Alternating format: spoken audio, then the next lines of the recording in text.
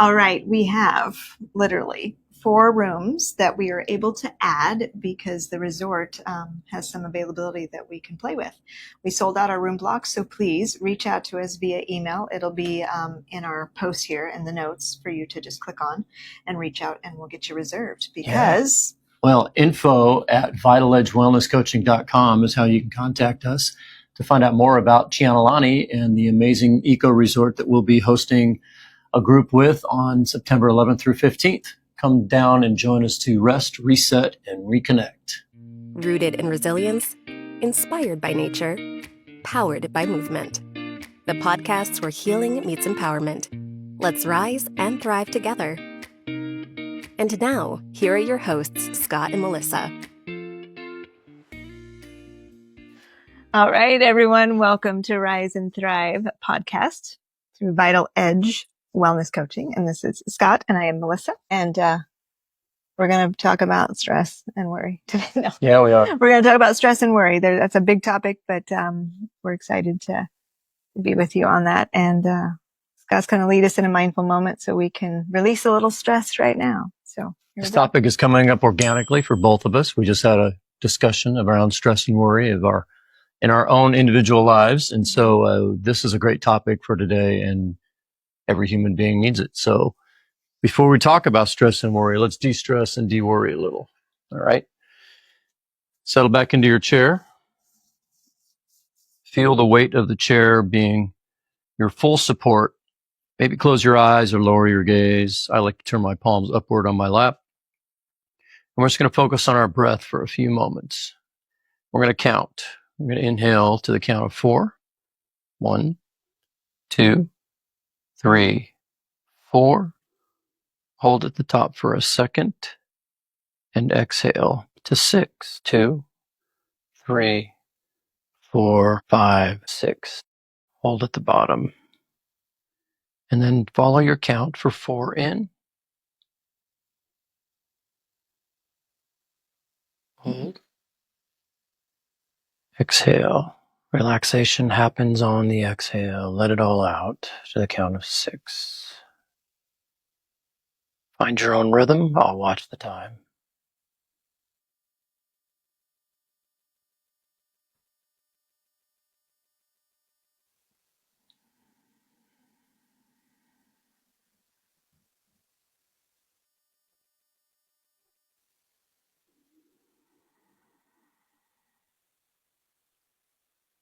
And on your next exhale, you can start to come back into your space. Maybe wiggle your fingers and toes. Shoulder shrugs are one of my favorites.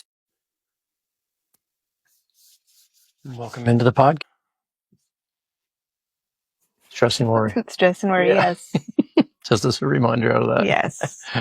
So we know this will be an ongoing discussion because we come in and out of stress and worry. And I had this thought that, we all just assume everybody stresses and worries. And so our discussion went to, there's millions of tools to help support us in this.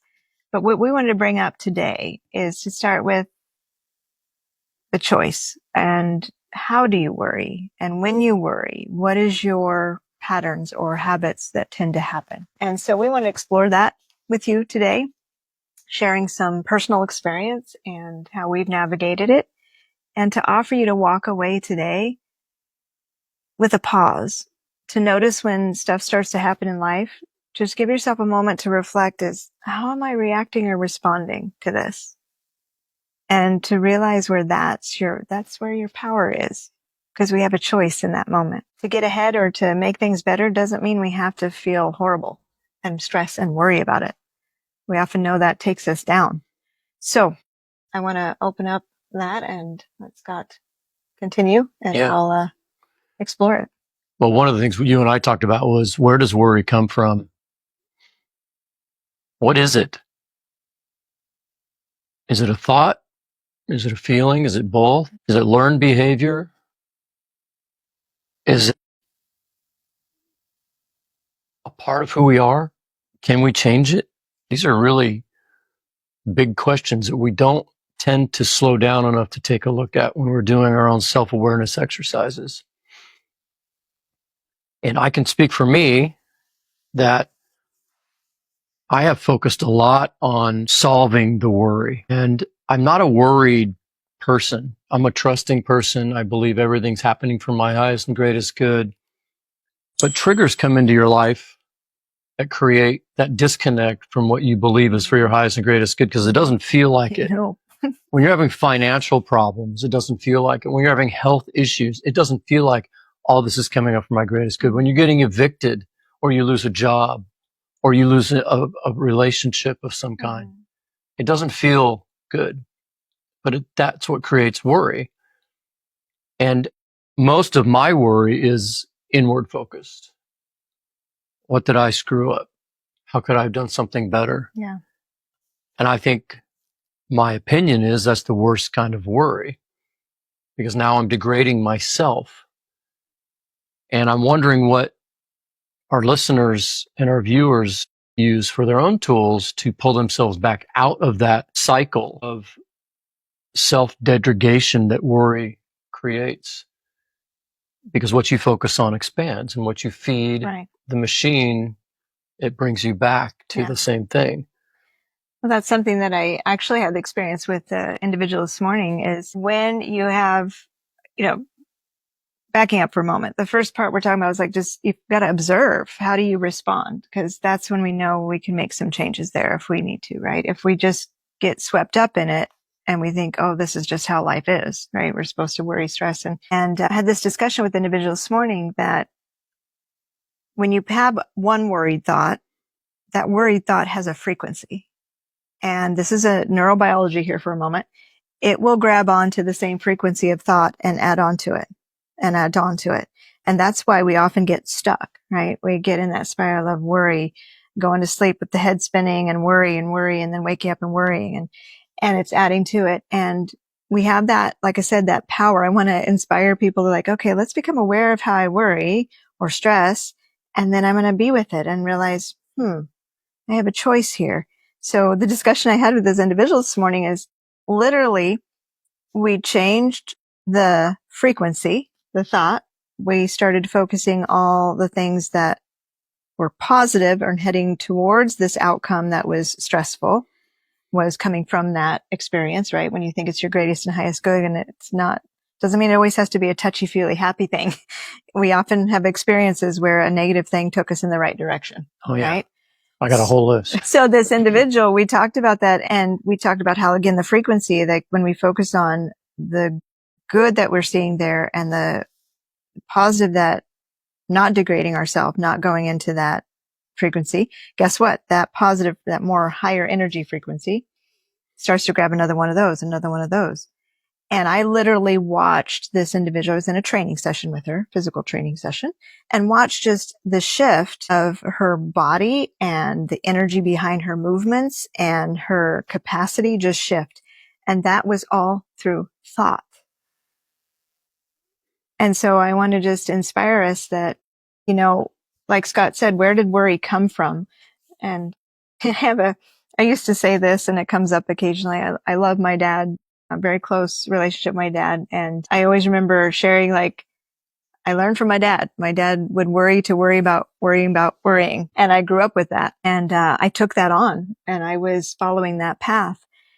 Something in my path came along to start exposing me to mindfulness and exposing me to, yoga and meditation and different frequencies. There you go.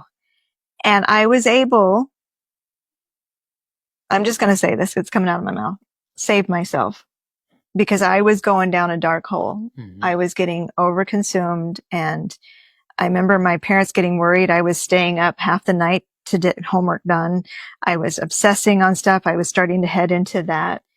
And, I started to grab onto, I remember at a young age, starting making positive statements, starting to retrain my brain. And I didn't even know what I was doing. So I thank the universe for that guidance.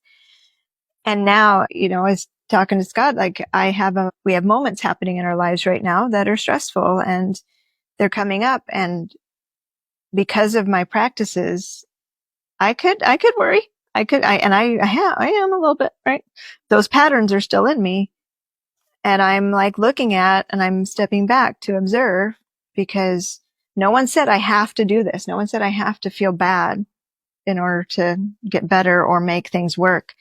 So I'm like questioning right now. I'm looking at like, okay, I'm feeling this worry come up and this stress, but I have an opportunity to look at it differently, change the frequency, and I can choose another. So I know that was a lot there, but I'm Yeah. sharing what's coming up.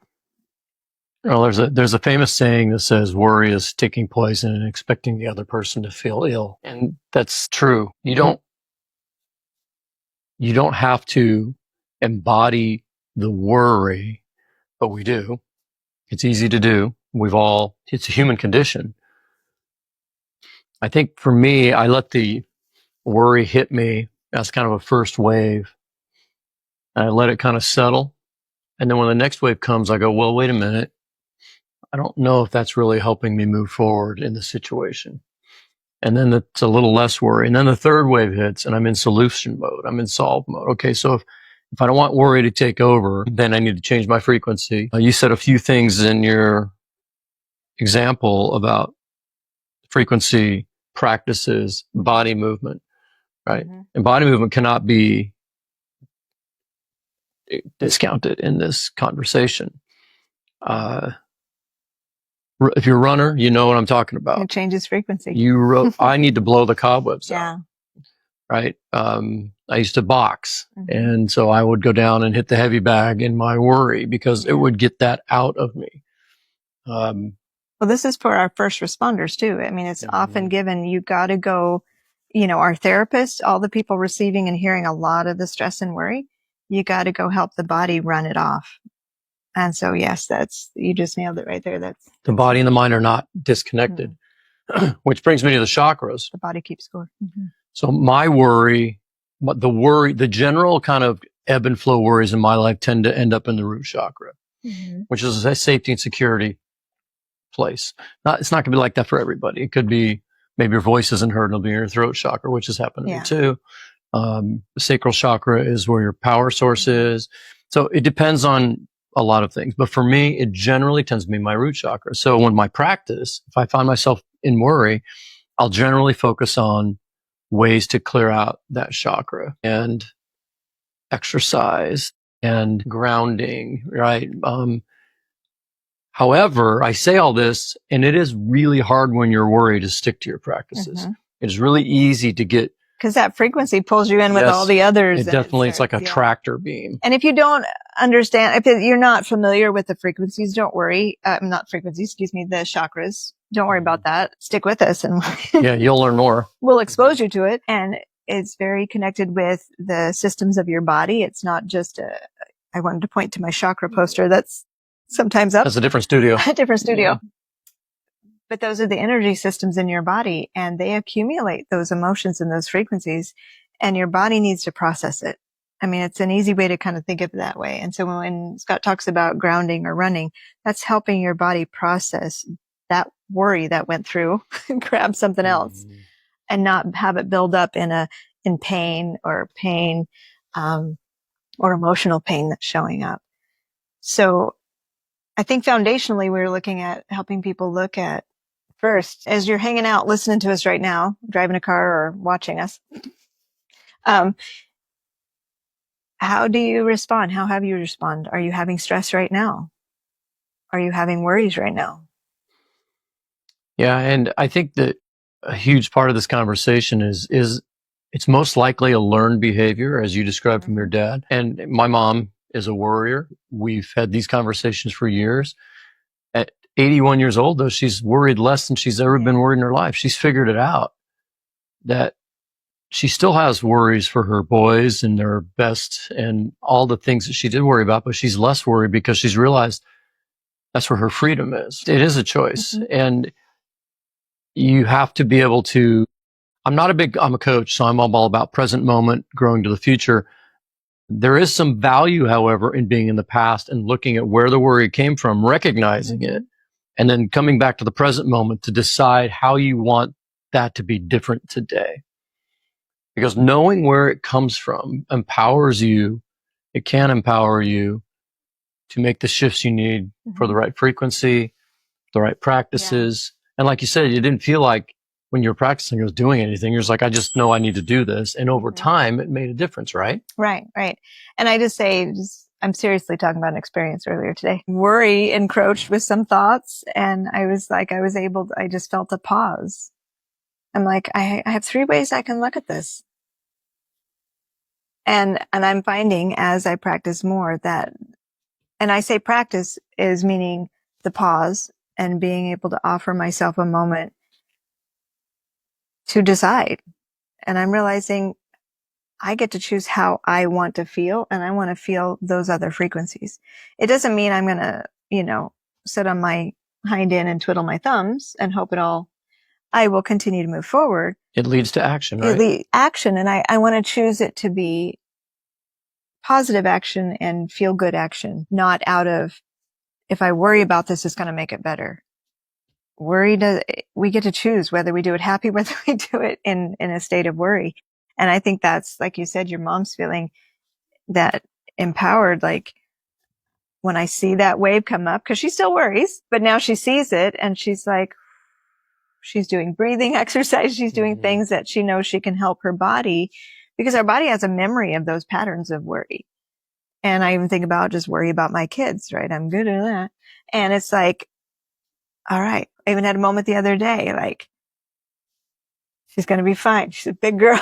And I was like, my worry isn't helping her, isn't helping me. And so I want to encourage you, like I said, just to be with us, keep watching, keep hanging with us, and know this is a journey we're all on, that we can actually live and thrive and feel good. When those moments hit, we can make a choice. I'm coming back to one of our first conversations about Vital Edge Wellness Coaching and Rise and Thrive podcast. We didn't have names for these things yet, but we talked about how we help people with worry, stress. In these politically charged times, there's changing of worlds happening in front of our eyes. And we feel helpless as individuals in doing something about it. And how can we come with our skill sets and our love of what we do and help alleviate some of that pressure and teach and guide and support and coach? And I'm coming back, all of a sudden it just clicked with me that one of our first conversations was people need relief from their worry. And how do we help with that? And I think that it's a learned behavior, but you can unlearn things, right? I learned algebra. I've never used it. I don't need it.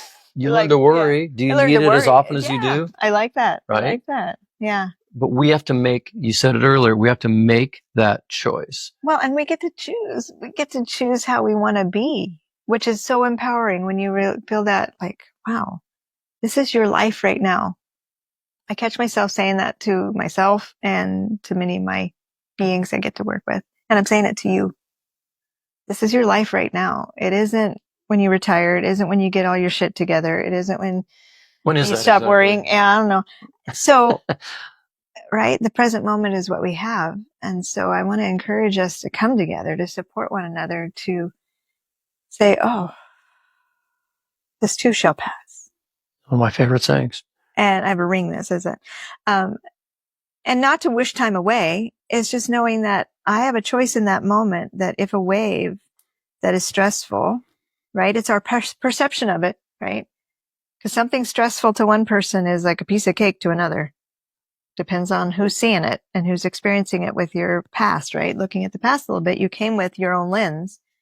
So what we're asking you to do is take a look at how you're looking at your life right now and your moments. And we can help you, not because it's bad. It's not saying that's, feel better when you feel the stress and feel overwhelmed. Like when Scott was saying, like the political background, when we first started talking about how can we come together to help people with our skill set and support and have this growing community when the world's a little dark in many places.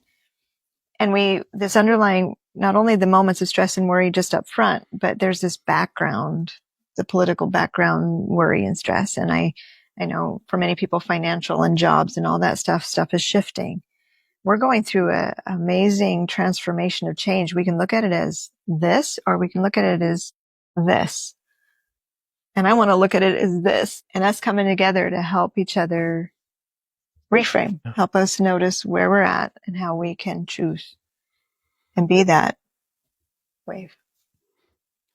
This isn't meant to discount pain or the things we're going through, because sometimes it can be so dark that we're not trying to say positive thinking. Yeah, please. That's not what that is not what we're talking about. There has been, in my own life, there has been some very traumatic events that have occurred, like many people's lives. I'm no different than anyone else. And I think that those trigger events can keep you stuck in worry, fear. Nothing will ever be the same. Why should I try? Those kind of phrases. I think it comes back down to this belief that things are guiding me through what doesn't feel good right now to something better. And I need to just keep finding that path. And for me personally, that has always worked. As I'm a very feeling person, so I feel all those bad things. But because I'm a feeling person, I don't want to feel that all the time. I want to be happy and light, and humor is a huge part of my life. And so I'm always kind of trying to look at worry as a way to trigger me away from something that isn't good for me. And that's my technique. Maybe yours will be different. I guess my main statement is this isn't us saying, come on, you can be happier. Yeah. Sometimes you need help. And one of the things Melissa said about as far as tools that she didn't mention that I want to mention is that we have each other to talk to. You have someone to talk to. We have others to talk to. We have our clients. I learned so much from coaching with my clients that helps me deal with my own worry and stress. So tribe community is more important now than it ever has been with the separation of my phone's not here. I'm pointing to my phone because it's so used to having it right here in my hands. Those are another trigger that's isolating us that makes us feel more worried or less than. And so find your people, find your tribe, hire a coach, see your therapist, get a counselor. That is also very important. With us. Yeah, come on retreats. We can help you. This is one of the things we're going to be talking about, actually. Right. So I think that it's important to recognize that tribe is a very important part of this. And talking about it. I think it's changing, but my parents' generation, you need to talk about. Oh, yeah. You need to talk about shit. Quiet. Yeah. Stuff it down. Don't let it come up. Be quiet. Don't show any weakness. And that led to more worry because you didn't have a way to help the body process, right? Help the body and the mind process. Yeah. So, foundationally, I like what you said, frequency, grounding. We did talk before we started, we could offer many tools. And in that moment, sometimes it's really hard to apply those, but we want to encourage you that first, hang out. Like the question I asked earlier is, what happens for you when you worry? Where did it come from? Don't have to overanalyze it. We're not trying to rehash it or whatever. Just bring it up a bit to see okay, I'm finding myself getting stressed. My body's getting tense. I'm getting headaches. Physical body will give you signals. Yeah, notice. Notice. We're asking you just to notice. Part of our journey with you and all of the people we get to meet with is to heighten the awareness. When you become aware and you join with your body, healing can happen. And so we want you to notice. And then the offering we want to, just like Scott said, is move your body and get in nature and grounding and those type of things that help when we think, oh, I just don't have time. Right? I'm going to tell you, I make my son, when my son's stressing a bit, I'm like, come outside with me, come stand in the backyard, come stand in the sun for a moment. And he does it kind of dragging his feet, but I make him do it because granted, I'm not coaching him in that moment. I'm being a mother and pulling the mother card, but I just he'll get the effects of it. So even if you're struggling in the midst of some pretty deep stress right now or worry, if all you can do is go outside and feel the sun on your face, I kid you not, just do it. That alone will start to alter that frequency and access a breath, access a shift. And then just keep listening to us and we'll be there with you to. We have a lot more tools we're not going to get into today, but Right. I do want to touch a little more on nature because it was on my list as well of one of the most powerful things on the planet. When stress and worry hit, all the time. Yes, all the time, but especially when stress and worry hit. I know that last year when I went through something, that's the first thing I did was I went out into the trees every day. And honestly, it started a great practice for me on a daily basis to be out and be grounded. I also suggest you get your shoes off, put your feet on the earth. We are electrical beings. All of our firing is electrical. The earth is electrical. Reconnecting with that is really important. I've said it before. I'll say it again. We get in our cars in our garage with rubber shoes on. We go to work on the concrete and get up and go to the office or go into our building and we get back in the car and come home again. We're not touching the earth enough. So if you can lay on the earth and sit in the sun, sit in the rain, just be outside, that will allow you to process emotions. And processing emotions allows your thinking brain to come back into play because feelings buried alive never die. And if you're worried, you're maybe trying to bury those, but you got to get those out. And trees, nature is a super easy way to do that organically without the use of any kind of pills. And then let's talk a little bit before we go about behaviors that come from worry that are not helpful. Overeating, anger. When I was younger, anger was my thing, lashing out. What are some other ones? Well, I like when you said like the overeating, that kind of stuff, you go to the throat chakra. Oftentimes, if we're feeling so stressed and not being able to maybe voice our needs or even understand our needs, that desire to overeat isn't just you being gluttonous or anything like that. You're actually trying to soothe that frequency. So people that, so overeating, drinking, binge watching to kind of numb out. An individual that, one of my sweet beings, we've talked about. Now this on the outside sounds all good, right? I'm going to have my coffee with my book. But we started to realize that that was beginning to be utilized as avoidance. So learning that that is a good thing to do to nourish them when they brought intention to it, but realized they were escaping into that more and more frequently to try to numb out and forget all of the stuff. And so we honored that. And just by that awareness alone, we started to shift and access some other habits. Doesn't mean they're not going to go back to that cup of coffee and book on occasion, but it's not going to start to override. So there could be some positive the avoidance, things. right? But I see a lot with the TV and the scrolling, right? That's a big one for people because they can just kind of, you shut out like that little dopamine high that you can get from just looking through. I know I like to send people, memes, but that's another way to kind of like, it's like, okay, am I handling some stress here that I didn't realize? Is there a way that if I find myself scrolling a whole bunch, can I go pause and stand outside and scroll? Sorry. Not that I want you to do that, but if we have to, that could be a stepping stone. Yeah. But super seriously. So I'm thinking, what else?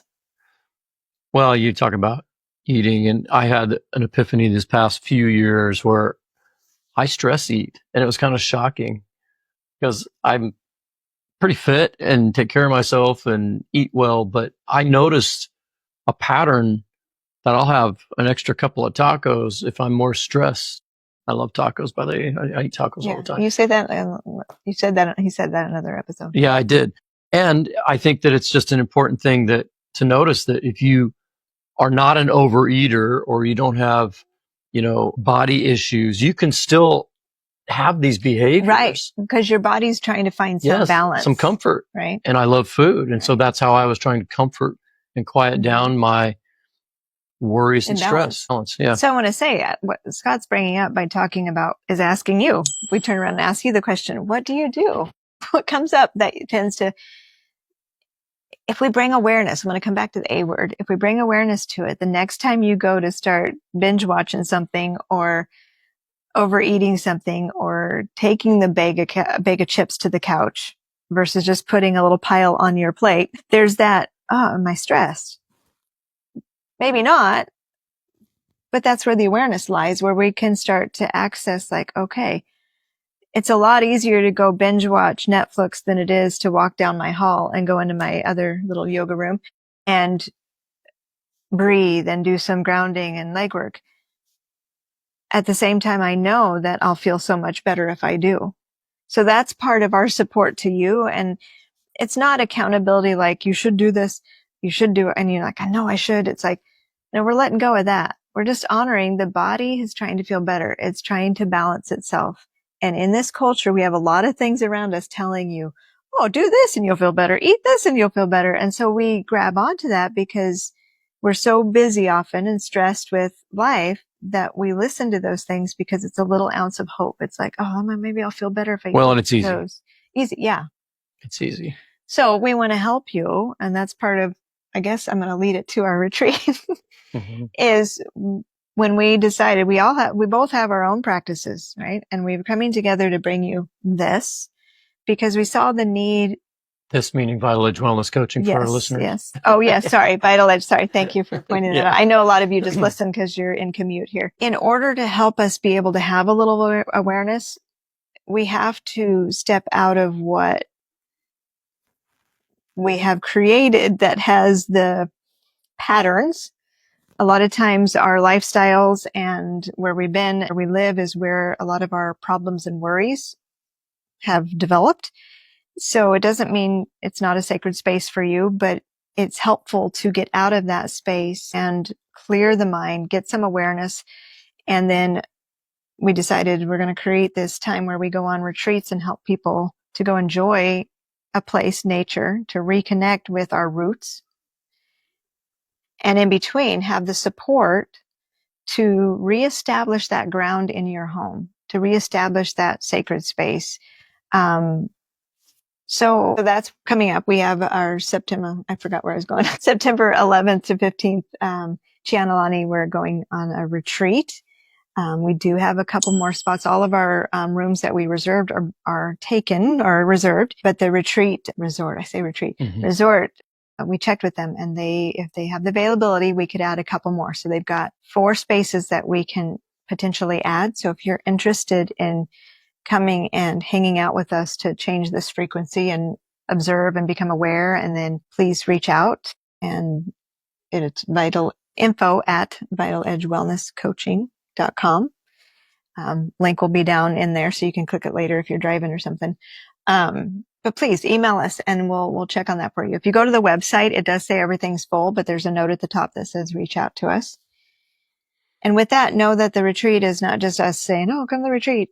We have a plan and the support's in place between our retreats to help you implement and support you in continuing to get to know yourself in this way and take care of yourself in a new way.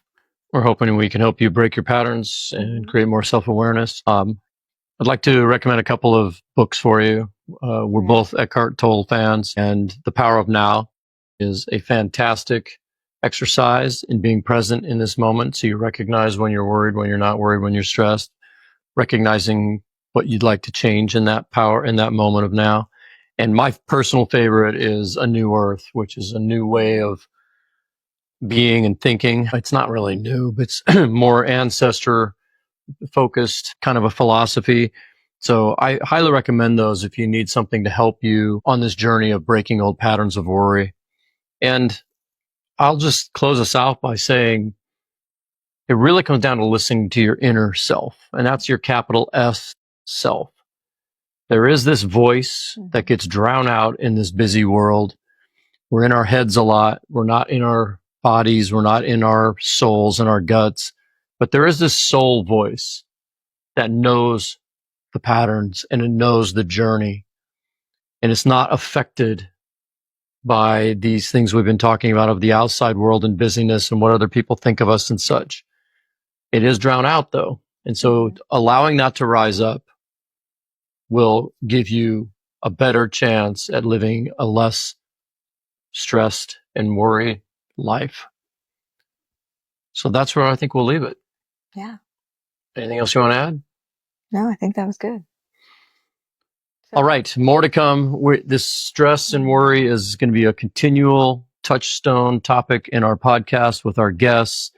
And so stay tuned for more. And we look forward to seeing you next time on Rise and Thrive. And take care of each other. And don't forget to take care of yourself. We'll see you next time. And I'd encourage you, if you have any requests or anything about you want to talk about specifically about stress or worry, pop it in the notes below and we'll take a look and we'll get back to you. So thank you. Namaste.